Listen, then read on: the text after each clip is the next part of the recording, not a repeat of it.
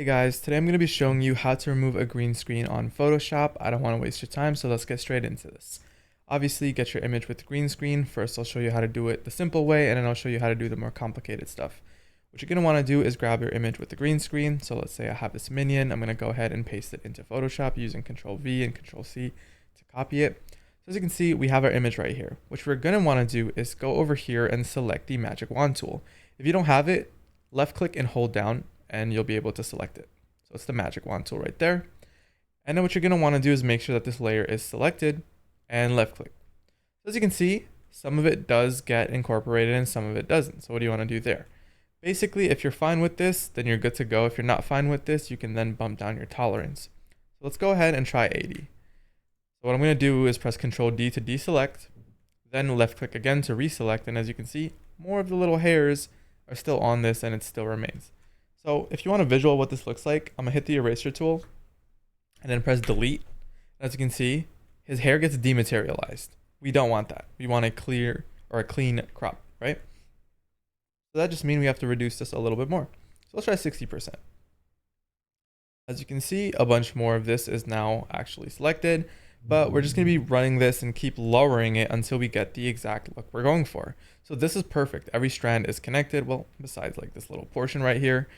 And everything else seems to be, whatever. But the simplest way to fix this is by going to the polygon lasso tool, selecting the normal lasso tool. And if you hold shift, it'll let you add stuff. So this is what I like to do for very tiny revisions. And I'm just going to go ahead and circle it, right? Kind of like an oval shape. Oh, okay. Instead of the plus, which is the shift, you hold alt on your keyboard to subtract. So we're going to be subtracting this hair so it doesn't cut this, right? We can do the plus by holding shift if we need to make some revisions on the outer side, just like so. So we're going to do the same with anything left over, just like that, and connect this up and include some of this. And there we go. Now we have a pretty perfect crop.